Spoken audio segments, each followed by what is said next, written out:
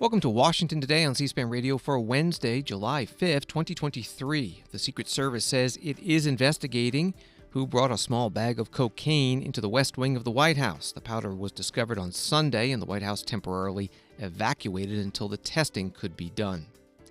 A judge blocks many Biden administration agencies and officials from contacting social media platforms. We'll talk about this ruling and the underlying case involving accusations of the administration suppressing free speech with Washington Post business and technology reporter Cristiano Lima.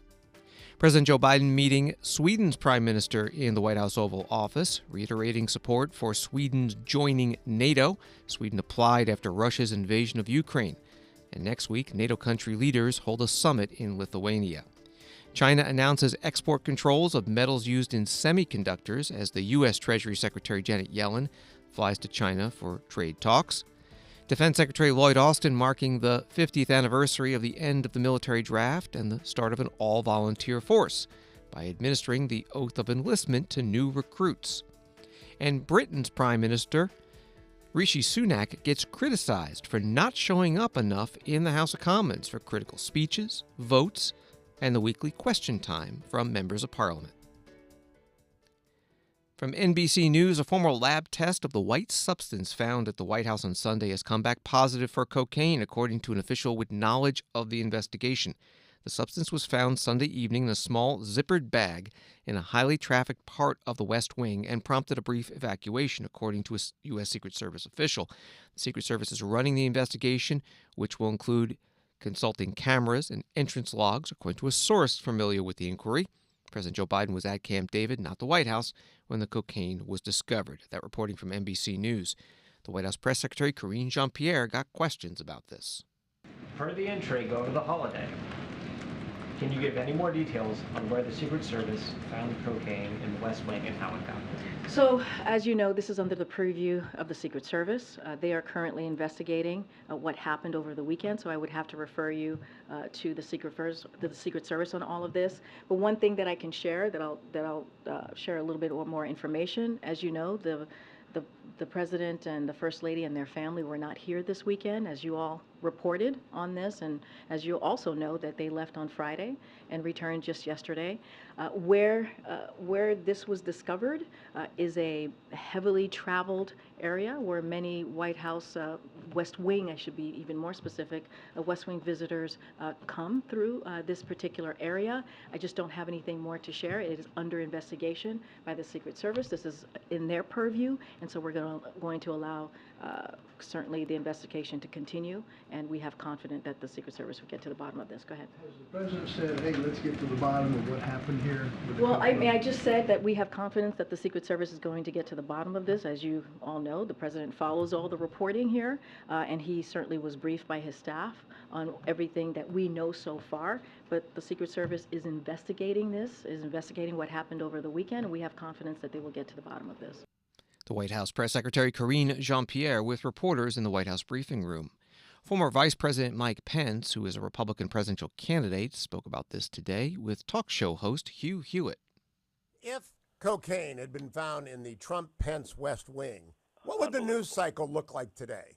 Unbelievable. It would be wall to wall, and frankly, it should be. I mean, if the news accounts I read are right, this was not in the White House complex, right? I mean, you and I know the terrain real well. This was in the residence itself, if I understand. It was in the library in the White House. And I have to tell you, I couldn't agree with you more. I mean, we ought to know who the leaker was at the Supreme Court who leaked the early version of the Dobbs case. We ought to know in real time who brought and left cocaine on a table in the residence in the White House, but I'm not holding my breath. No, I've seen some other reporting that's in a workspace in the West Wing. Either way, it would have been 24/7 on every cable channel, and they would be getting leaks from everywhere except your staff, which never leaked. Radio talk show host Hugh Hewitt with former Vice President Mike Pence, a Republican presidential candidate for 2024. Washington Post writes White House staffers are authorized to give guest tours of the West Wing, which often occur at night or on weekends. Guests are required to go through security screening before entering the White House complex and then asked to leave their phones in small boxes Just before entering the West Wing, officials said the substance was found near those boxes. And now to U.S. District Judge Terry Doughty of Louisiana ruling that several Biden administration agencies and officials are prohibited from working with social media companies. CBS News writes that the judge granted the injunction in response to a 2022 lawsuit brought by attorneys general in Louisiana and Missouri. Their lawsuit alleged that the federal government overstepped in its efforts to convince social media companies to address postings that could result in vaccine hesitancy during the COVID-19 pandemic or affect elections. The judge cited substantial evidence of a far-reaching censorship campaign. He wrote that the evidence produced thus far depicts an almost dystopian scenario. During the COVID-19 pandemic, a period perhaps best characterized by widespread doubt and uncertainty, the United States government seems to have assumed a role similar to an Orwellian ministry of truth. That reporting from CBS News. Back to the White House and the press secretary, Karine Jean-Pierre. I wanted to ask about this decision we saw yesterday in Louisiana on the White House contact with social media companies. Does the White House have a response to the judge basically saying that this is the most massive attack on free speech in the U.S. history? So, as you know, DOJ is reviewing the decision, the injunction, and so I don't want to get ahead of what they will evaluate and their options could potentially be. So, I'm not going to get ahead of the DOJ. If you're asking me if we agree or disagree, we certainly disagree with this decision. And as I said, the DOJ is reviewing this, so I'm not going to get ahead of what their evaluation, what options they're going to potentially take on moving forward. White House Press Secretary Karine Jean-Pierre. The lawsuit was brought by the Attorneys General of Missouri and Louisiana. The Louisiana Attorney General Jeff Landry was on Fox News this morning. I think the judge basically spells it out. He does it in this great 120-page opinion. He takes things step by step. He says, look, the government went out there and censored American speech on COVID-19, on vaccine policies, on mask mandates, on election questions, and the Hunter Biden laptop. The FBI knew that the Hunter Biden laptop was real, and yet they told the social media platforms that to be on the lookout for Russian interference. And then the Hunter Biden laptop story comes out. They never go back and tell the social media companies, oh, this is a real thing. They allow the social media companies to take down the New York Post articles and basically debunk the whole myth that the Hunter Biden laptop was actually real. I mean, think about that. We know, the one thing that we do know is that that story would have absolutely tilted the election in favor of then President Donald Trump. Attorney General, I just have 15 seconds here, but if this is appealed by the government, do you believe you'll win on appeal? I do. I believe this is one of the most important cases, First Amendment cases in this century. Louisiana Attorney General Jeff Landry on Fox News. With more on the judge's order barring some Biden administration agencies from dealing with social media platforms, joining us on the phone is Cristiano Lima, Washington Post business reporter and author of the Technology 202 newsletter. Welcome to Washington Today. The headline on your newsletter calls these sweeping limits. What are the details? Yeah, that's right. So the restrictions apply to a slew of federal agencies, including HHS, the CDC, the FBI, and a number of White House officials. And it basically blocks them from engaging with social media companies regarding protected free speech, and especially around efforts to limit, reduce, or get some of that content taken down. There are some exceptions in the order that the judge has issued, and so there's some gray area potentially that the Biden administration could lean on to continue some of its communications, but legal experts say that it is a sweeping and sprawling in scope. The judge says the government has limitations and it has exceptions. How difficult might it be to comply with all of those? Right. So there were a bunch of notable exemptions in the order, including, it will not block communications about postings involving criminal activity around national security threats, criminal efforts to suppress voting, and foreign attempts to influence elections. But, you could certainly see how some of these concepts might conflict with some of the rest of the order. So, it exempts threats that threaten the public safety or security of the United States. The Biden administration or officials might argue that some of their efforts around COVID misinformation might fall under that. And so certainly we'll be watching for how the federal government thinks that and what it needs to do to comply with those restrictions, given some of the exceptions that the judge laid out. So what does this mean for the merits of the underlying lawsuit? That's right. So there will still be a decision that will need to be made in the case, a final ruling. But for now, this could have, certainly a chilling effect on contacts between the administration and social media companies. And it gives us a very clear picture of how the judge is viewing the underlying claims and how they could potentially rule down the line. And it appears poised to be a decision that will have a significant restricting effect on interactions between the federal government and tech companies. What has been the Biden administration reaction to the judge's decision? Right, so a White House official yesterday said that the Justice Department is reviewing the injunction and that they'll be evaluating its options. Some legal experts that I've spoken to said that they expect the administration to seek a stay and to appeal the ruling. But the administration has said that they believe that they've been seeking to promote responsible actions that protect public health and safety, and that they think that these platforms have a duty to help uphold them, but at the same time that they are free to make independent choices, and that the administration's actions have been in line with exerting their own rights to voice what they think platforms should be doing to keep the public safe. We're talking with Cristiano Lima with the Washington Post. How has this case and this decision been playing in the political sphere? This was a case that the conservatives have certainly been trumpeting. Right. I mean, this is a major win for conservative lawmakers, conservative officials at the federal and state level who for years have been criticizing what they call, attempts, particularly by Democratic officials, to pressure companies into removing more content. And so, especially this decision coming out yesterday on the 4th of July is being championed by Republican officials as a victory for free speech online. If this case involves freedom of speech, a constitutional issue, is there a chance it could reach the Supreme Court, the U.S. Supreme Court? Right. So certainly this is an issue that has been bubbling up and could eventually reach the Supreme Court.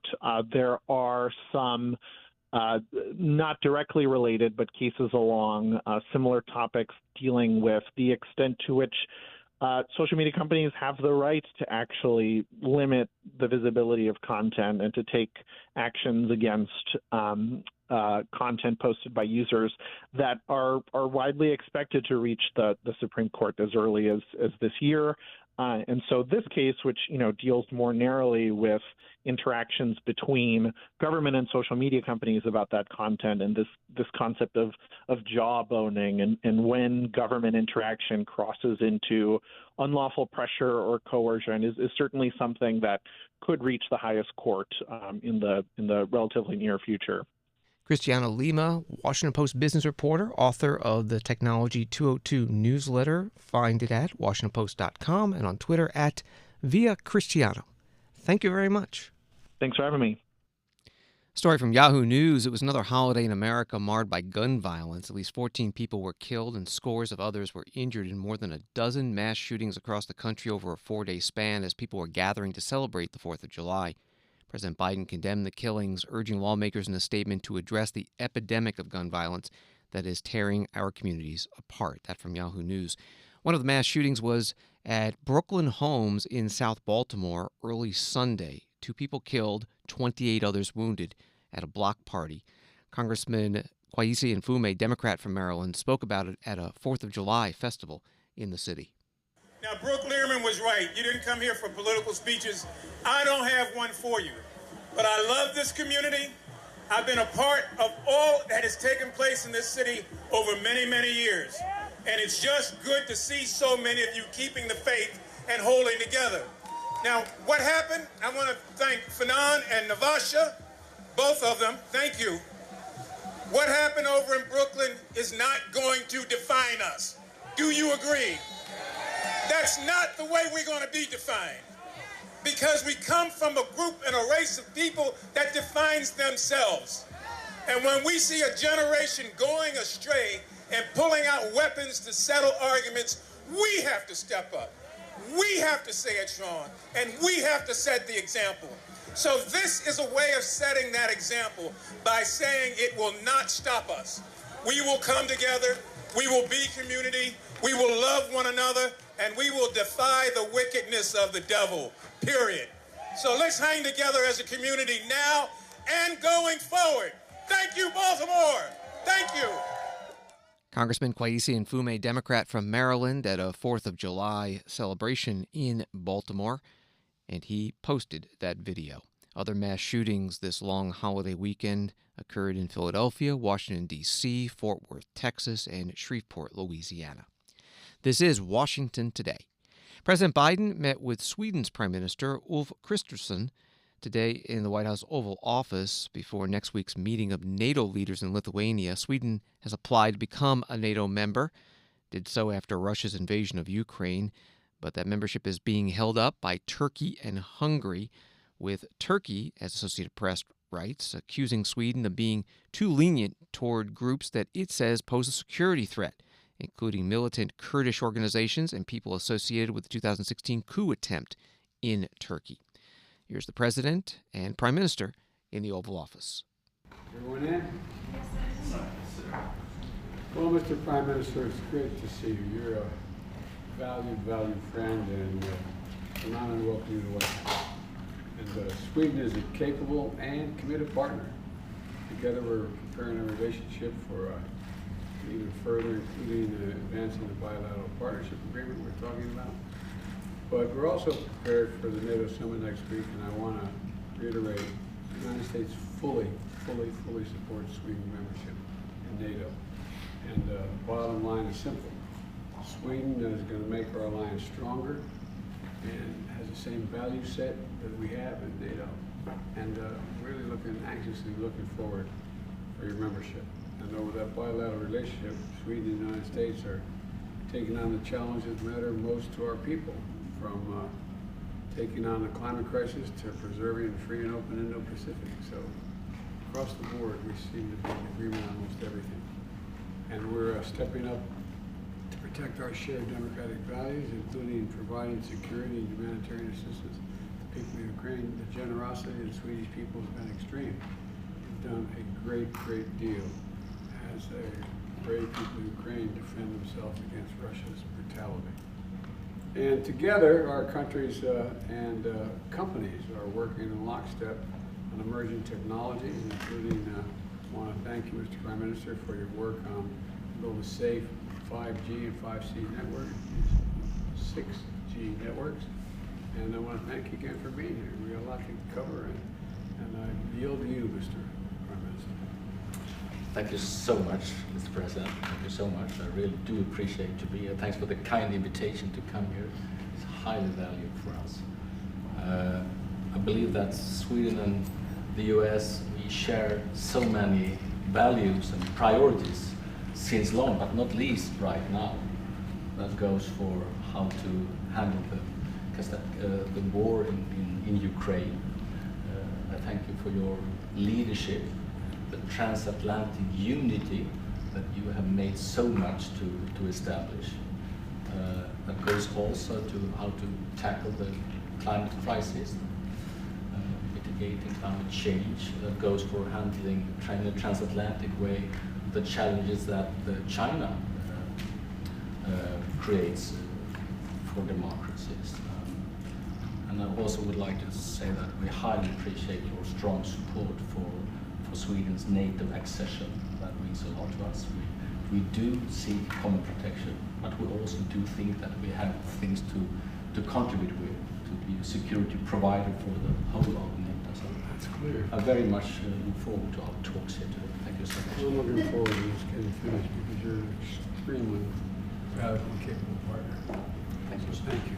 Mr. President, what makes you confident Mr. President, thank you. that we Everyone, can clap, please. Thank you. Mr. President, Zelensky attended the summit. Thank you so much, guys.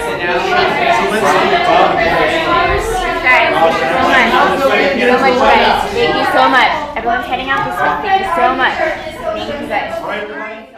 In the White House Oval Office, President Joe Biden and the Swedish Prime Minister Ulf Kristersson. A NATO news release as this: NATO allies agreed on Tuesday, 4th of July, 2023, to extend the mandate of Secretary General Jens Stoltenberg by a further year until October 1st, 2024. The decision will be endorsed by NATO heads of state and government at the Vilnius Summit. That's the NATO Leaders Summit in Lithuania next week. Secretary Stoltenberg tweeting that he's honored by the extension, and the transatlantic bond he writes between Europe and North America has ensured our freedom and security for nearly 75 years. And in a more dangerous world, our alliance is more important than ever. Story from Reuters: China's export controls on metals used in semiconductors are just a start, an influential Chinese trade policy advisor said on Wednesday, as Beijing ramps up a tech fight with Washington days before a visit from U.S. Treasury Secretary Janet Yellen. Shares in some Chinese metals companies rallied for a second session as investors bet that higher prices for gallium and germanium, which Beijing's export restrictions target, could boost revenues. Germanium is used in high-speed computer chips, plastics, and in military applications such as night vision devices, as well as satellite imagery sensors. Gallium is used in radar and radio communication devices, satellites, and LEDs. That from Reuters. The Treasury Secretary flew to China today. A department statement announcing the trip says she will discuss with Chinese officials the importance for our countries as the world's two largest economies to responsibly manage our relationship, communicate directly about areas of concern, and work together to address global challenges. Congressman Carlos Jimenez, Republican from Florida, tells Fox News he does not have high hopes for this trip. I don't have too much confidence in Secretary Yellen accomplishing too much over in China. It certainly seems that the Biden administration is doing everything it can to please China and give them propaganda victories. This would be another propaganda victory, just like the Blinken visit was a propaganda victory. So I don't expect much coming out of this trip. Okay, so they don't expect to meet with Xi Jinping. The talking points we've gotten so far from Treasury simply says that she's going over there to just, have talks about our relationship, which, has been deteriorating, right? Yeah, I mean, you can probably do that over the phone. I mean, I don't think you have to go to China to have some talks with some people about your relationship and tariffs and all that. So, again, I just think that this is the Biden administration kowtowing to the CCP. Congressman Carlos Jimenez, Republican from Florida, on Fox News on Monday. The Treasury Secretary Janet Yellen flew to China today, and it does come 2 weeks after the trip to China by Secretary of State Antony Blinken. A new report on U.S.-China relations from the Council on Foreign Relations begins. A conflict between the United States and the People's Republic of China over Taiwan is becoming increasingly imaginable, a result of China's growing military capabilities and assertiveness, the emergence and coalescence of a separate Taiwanese identity, and evolving U.S. calculations about its interests at stake in the Taiwan Strait. The co-chairs of the CFR task force that produced that report are retired Admiral Mike Mullen, former chair of the Joint Chiefs of Staff, and Susan Gordon, former principal director of national intelligence. They were interviewed today by Washington Post foreign affairs columnist David Ignatius. Mike and Sue both. An audience member of ours, Faye Kleeman, who's from Colorado, poses the basic question in the starkest terms. She asks, will China invade Taiwan? If so, when and how? Just on that very direct question, what would be your answers? Let me ask Sue to start. Yeah, I'll say the only person that knows the answer to that question is she, right? So, and so the question is, and really the problem that we're addressing is, how do you affect that calculus, right? So far, he has decided not to. We want to keep that decision in place.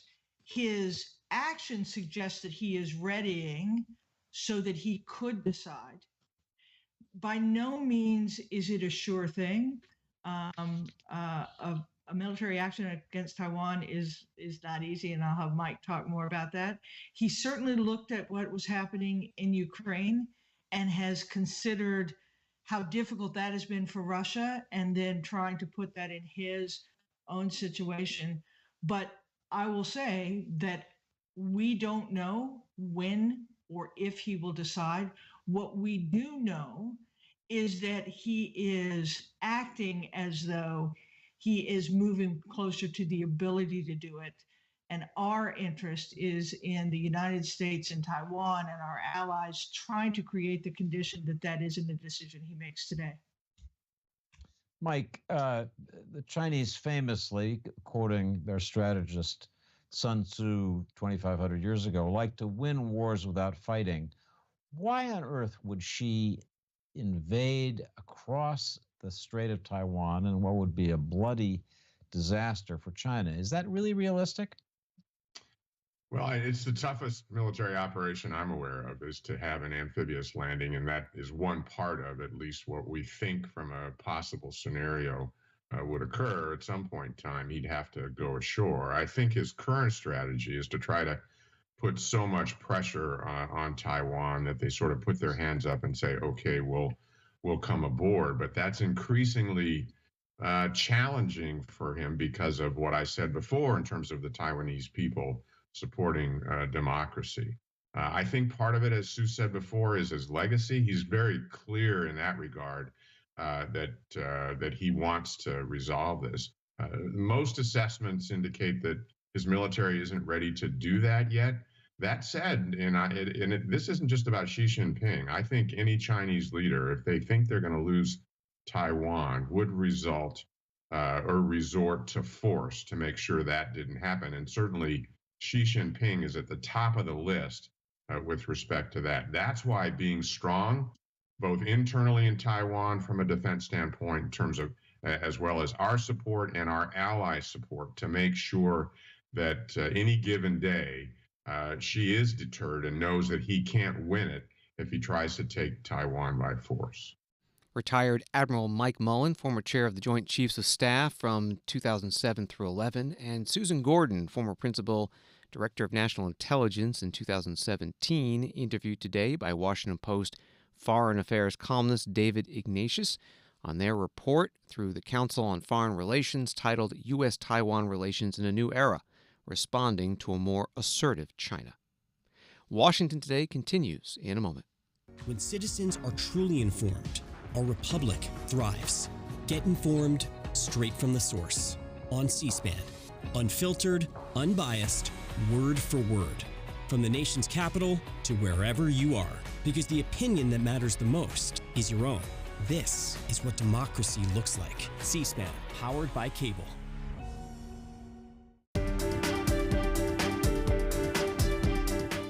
Welcome back to Washington Today, available as a podcast wherever you find your podcasts and on the C-SPAN Now mobile app. Defense Secretary Lloyd Austin traveled to Fort Meade, Maryland today to swear in 90 recruits at the Military Entrance Processing Station. He spoke about Independence Day, that was just celebrated, and the 50th anniversary of the end of the U.S. military draft. It was on July 1st, 1973. The draft during the Vietnam War expired and was not renewed. Not only are we here one day after celebrating our independence, but 50 years ago this week, the United States stopped drafting citizens into service and turned instead to an all-volunteer force. And ever since then, Americans like you have joined our military out of conviction and not out of compulsion. Now, shifting over to an all-volunteer force was a pretty bold step. No other military with such formidable capabilities had operated on a volunteer basis. But the whole world has seen the results. You know, I joined the Army just 2 years after the draft ended in 1973. And I've watched over the decades as the U.S. military has grown into the outstanding and incredibly professional fighting force that it is today. America's all-volunteer force is the strongest military in human history. And the power of today's military is a testament to every American patriot who freely volunteers to keep our republic safe. And that means you. We rely on you. Our democracy relies on you. And your country relies on you. Defense Secretary Lloyd Austin at Fort Meade, Maryland. After his opening remarks, he administered the oath to the new recruits. I would ask you all to come to the position of attention and raise your right hand. And repeat after me. I state your full name. Do solemnly swear that I will support and defend the Constitution of the United States against all enemies, foreign and domestic. And I will bear true faith and allegiance to the same. And that I will obey the orders of the President of the United States and the orders of the officers appointed over me according to the regulations and the Uniform Code of Military Justice. So help me God. You can put your hands down now. Congratulations. Let's give these applicants a round of applause.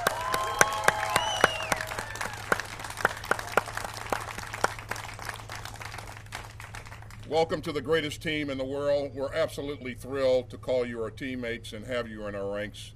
And I wish all of you good luck, and I'm sure that there are some future sergeants, majors, and general officers in this crowd. I look forward to seeing you climb rapidly to the top.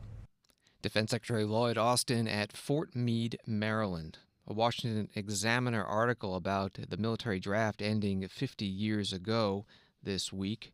The anniversary comes as the country faces one of its biggest recruitment challenges. All branches except the Marines failed to meet their recruiting goals in the 2022 fiscal year.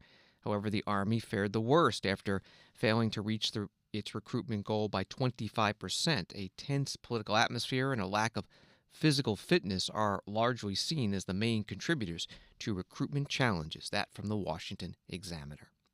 Yesterday, on the 4th of July holiday, the Committee on House Administration on Capitol Hill tweeting, "Join at America 250 as we gear up for our nation's 250th anniversary in 2026. This is your opportunity to participate in this special commemoration from the start." And at the website, america250.org, there's this welcome video. Hello, my name is Rosie Rios, former Treasurer of the United States and Chair of America 250. As we approach America's 250th anniversary, here at America 250, we want to hear from you. This is a chance for Americans from all walks of life to come together and share their hope for the future of our country. For example, my hope is that as many Americans as possible feel like this is the land of opportunity all over again. So what do you hope for the future of our country? You can say it any way you want, play us a song, show a picture, read a poem, or just tell us your thoughts. We want to hear from you. Rosa Rios was U.S. Treasurer from 2009 through 16. That video at america250.org. The website explains that the America 250 Foundation is the nonprofit supporting organization to the U.S. Semi-Quincentennial Commission. The commission was established by Congress in 2016 to plan and orchestrate the 250th anniversary of the founding of the United States. On Wall Street today, the Dow down 129, NASDAQ down 25, S&P down 8. CNBC reports that almost all Federal Reserve officials at their June meeting indicated further tightening is likely, if at a slower pace than the rapid-fire rate increases that have characterized monetary policy since early 2022. According to minutes released Wednesday, policymakers decided against an interest rate rise amid concerns over economic growth, even though most members think further hikes are on the way. The Internal Revenue Service issuing a last call for U.S. taxpayers to file for unclaimed refunds from the 2019 tax year. The IRS estimates about 1.5 million people are eligible to claim a total of about $1.5 billion. The deadline to submit a tax return for 2019 and claim the refund is July 17th. And the Transportation Security Administration says it recorded its single busiest day in history last Friday, screening nearly 2.9 million passengers. This is Washington Today. The British Prime Minister Rishi Sunak, leader of the Conservative Party, is being criticized by the opposition Labour Party for missing too many important meetings in the House of Commons. Labour MP Christopher Bryant questioned the Prime Minister at a committee meeting on Tuesday about his plans to not be at the weekly Prime Minister's question time for 2 straight weeks. But you're not coming to Prime Minister's questions tomorrow, are you, or next week? Yes, because I am attending the 75th anniversary celebration for the NHS. And you decided when that should be, so you could have had it tomorrow evening or tomorrow morning? No, again, that's not right. I did not decide when that was, and quite frankly, even if it was on a different day, also because His Majesty is in Scotland on Wednesday, it might have been reasonable for me to be there as well. And with regard to the week afterwards, I'm also at the NATO summit. Remind us when the Prime Minister I don't know whether, is the Honourable Gentleman suggesting that I shouldn't attend the NATO summit on behalf of the United Kingdom, as previous Prime Ministers have done? Remind us when the Prime Minister last missed 2 Prime Minister's questions in a row. As I said, I don't know, but as I said, I don't know, it's important. Is the Honourable Gentleman suggesting that I don't attend the NATO summit, which I'm not in control of the dates of? No, I'm suggesting that you should be attending Prime Minister's questions and not attending the NATO summit. And you should have made the statement to the House of Commons, because your own ministerial code says that that's what you should do. So your view is your view is that we should not be attending the NHS celebration or the King's coronation celebration in Scotland, or indeed the NATO summit. I mean, that's a perfectly reasonable point of view. Let me ask you a different question. Pointing out the leader of the opposition also will be speaking. We're talking about your turning up in Parliament. NHS. We're talking about your respect for Parliament. You didn't turn up for the Owen Paterson votes at all. That's right, isn't it? I can't recall.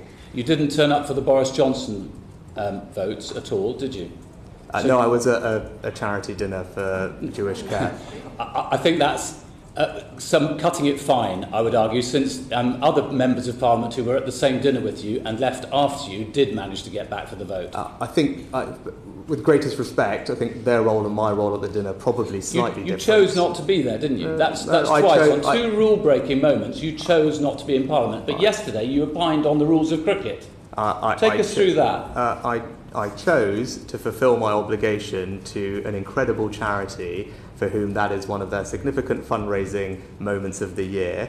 My presence there was something that they had asked for, and actually me being there and being able to thank their volunteers and donors was something that they appreciated. Others were there. Wes Streeting was there as well. He managed to get back. Again, with the greatest respect, I think his role and my role at that dinner were probably slightly different. I'm very happy to talk about the rules of cricket, as you mentioned. Yeah, but not about rule-breaking in Parliament.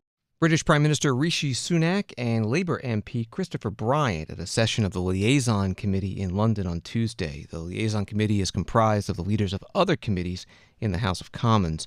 A Sky News article points out that Prime Minister Sunak will have missed 19% of PMQs once he does not attend today's and next Wednesdays. It's the largest percentage that a Prime Minister in British history has ever missed Prime Minister's questions.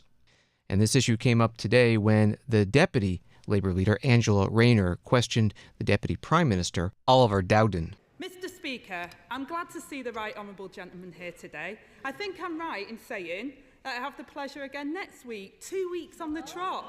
They really have given up. It may come as a surprise to the Right Honourable Lady, but actually some leaders trust their deputies to stand in for them.